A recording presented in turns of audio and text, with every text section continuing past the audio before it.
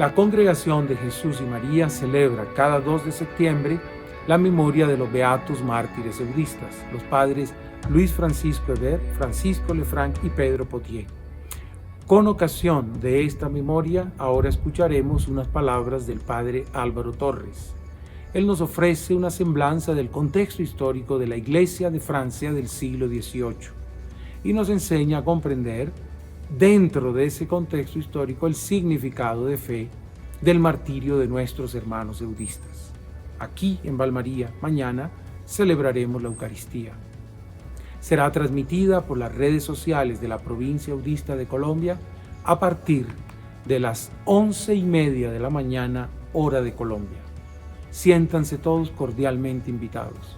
Unámonos, formemos comunidad de fe para celebrar el martirio de estos hermanos nuestros y renovemos también nuestro compromiso de fe, de servicio a Cristo y a los hermanos, al costo de la entrega de la propia vida, en una actitud martirial, con el don de sí mismos para que el Evangelio llegue a la mente y al corazón de nuestros hermanos. Saludo de corazón a todos mis hermanos eudistas, a todos los amigos de la congregación, a todos aquellos que quieren conocernos. Soy el padre Álvaro Torres. El 2 de septiembre celebramos la memoria de los mártires, de los beatos mártires eudistas, exactamente a los 15 días de la celebración de San Juan Eudis. ¿Quiénes son ellos? ¿Por qué murieron? ¿Por qué son mártires?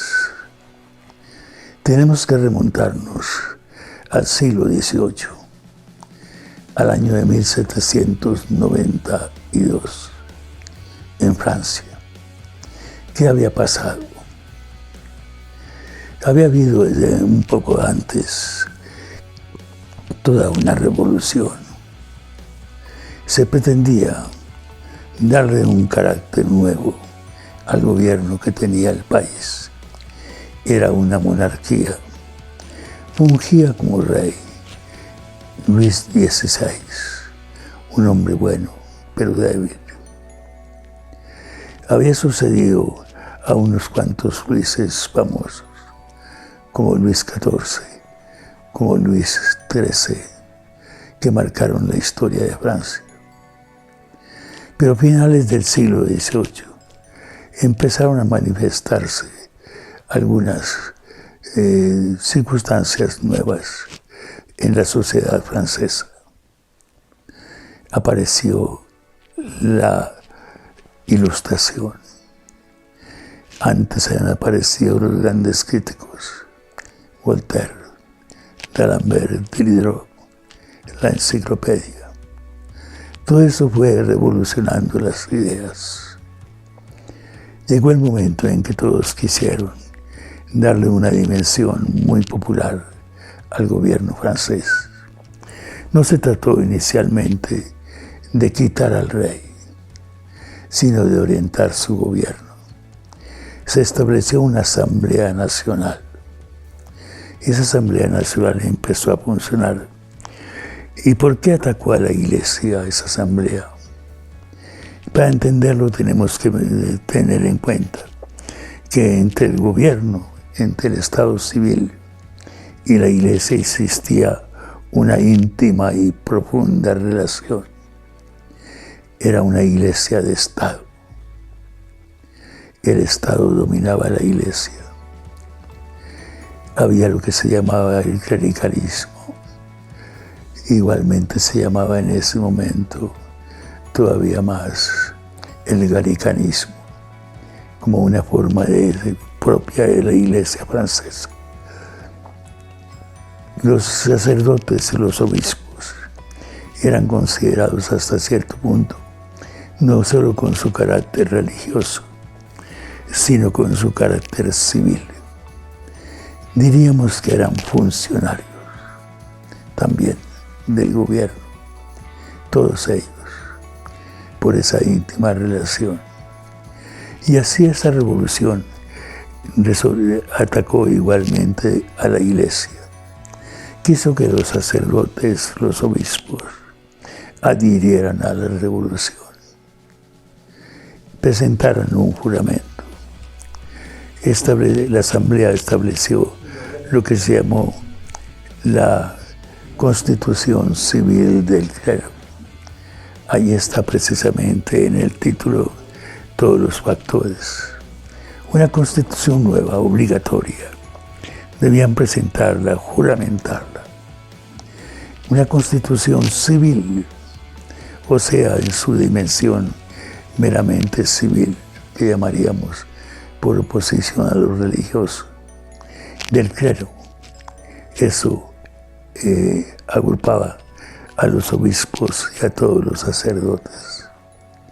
La congregación tenía una casa en París, la casa de Tourette. Era una residencia. Ahí estaba el superior general. Una residencia que acogía a sacerdotes que no eran de la congregación.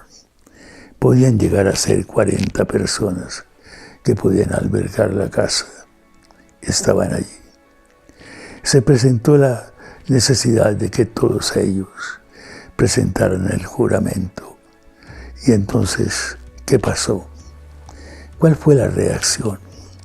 Hubo 4 reacciones. En primer lugar, los juramentados que llamaban, los que prestaban el juramento. Eran muy pocos. De todos los obispos, solamente 2 lo hicieron. Unos pocos sacerdotes lo hicieron.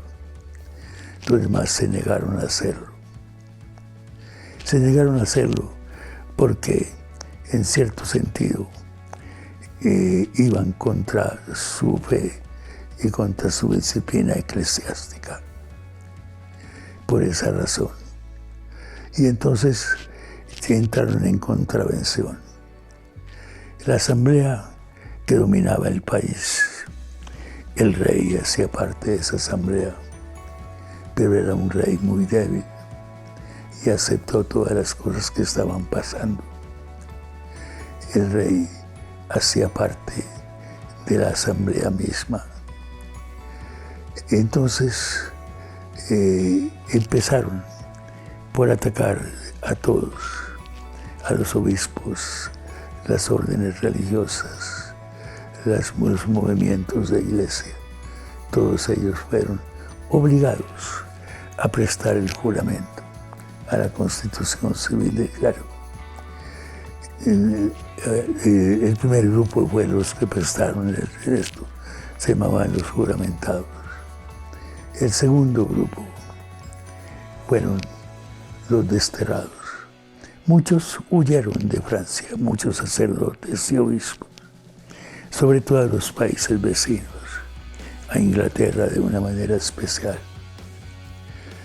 Allí se formó un gran grupo que eligió entre sus superiores a algunos miembros de la congregación eudista que habían escapado. Otro grupo fue el de los intrépidos, desobedientes, pero seguían prestando un ministerio clandestino en medio de Francia. Algunos de ellos valientes luchadores. Otros de ellos, el historiador padre Luis Guillermo de Berthier de Sauvigny, eudista, famoso historiador francés, los llama los náufragos, los que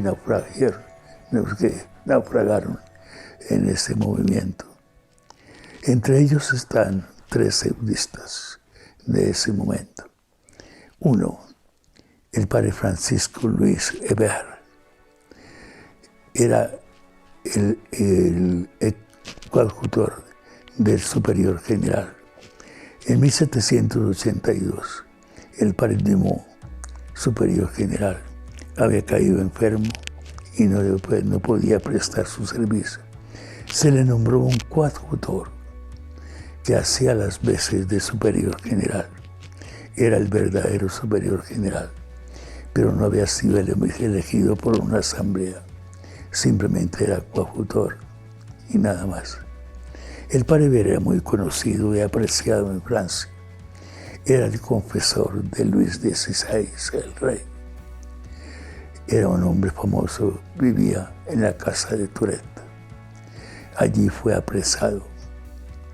Igualmente otro, el padre Francisco Lefranc, hombre estudioso, que de una manera muy especial había escrito y compartido la masonería.